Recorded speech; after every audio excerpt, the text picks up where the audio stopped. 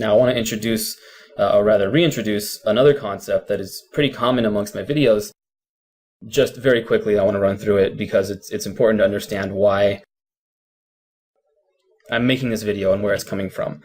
I want to reintroduce the four-step process of making a decision, and it is fundamentally, universally correct and required to make correct decisions in literally every situation playing poker. And it's something that I think is basically overlooked by a lot of people who try to play from different angles and take shortcuts and have rules of thumb.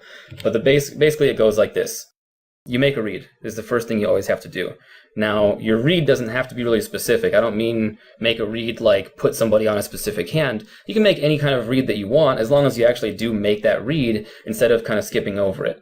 An example of how it might be skipped over is if like you flop quads and you just stop thinking about what your opponent has. So therefore all your decisions going forward aren't making reads. You're just playing on what you think you have to play quads in that kind of situation. And that's one of the worst traps that you can fall into is the trap of just feeling like the hand is already going to play itself and you don't need to make a read anymore, because even if you're deliberately making a read every single time and it happens 1,000 times and 992 of those times you play it the same way, those other 8 times you definitely have the ability to capitalize on quite a bit more edge. So you're always going to start with a read, and your read has multiple components. It consists of what your opponent can have in his range, how he can play those hands, how he'll play in response to certain pressures and certain lines you can take, and so on. But basically your read is just what your opponent can have and how he's going to play with those hands that he can have.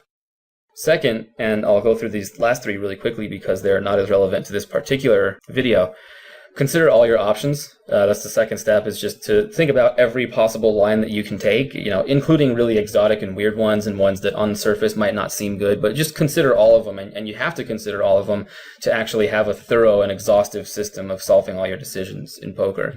And then finally, do your math as well as you can, do the arithmetic and the calculations, given the read that you have and all the options. So, that becomes kind of a daunting task to actually think about like every option you have based on the read that you have and how the math works out for all of them. But essentially to truly, thoroughly, and exhaustively solve all decisions playing poker, you're going to have to do this step. And it's something that you just kind of get better at with some work away from the table, and you do some estimation and so on.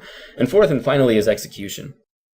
No matter what decision you come up with, even if really based on all of the things that you've calculated, all the work that you've done so far in steps 1 to 3, you come up with a decision that you have to make like a really, really painful fold at the end of a really stressful day where you've just been getting your ass handed to you, pardon my French, and it's been just a really tough, frustrating day, and you're down a lot and you're losing, and still you have to fold like top set, just in the weirdest spot where you just can't possibly be good, and it's a fold, and your opponent just has a straight or has a flush every time. You still have to do that, and that's another simple way to just make errors, is purely in execution, and executing improperly doesn't have to be due to some kind of tilt or like serious palpable emotional state. It can be due to a lot of different factors, such as just laziness or fear and caution and so on and so forth. So given all that, we're emphasizing step 1 today about making reads, and it's very important to, no matter how often you think your same standard read is going to be true, think about it from the ground up every single time, because you will find some spots where that standard read actually isn't true in this particular situation, or at least it's not accurate often enough for you to play the same way you normally do.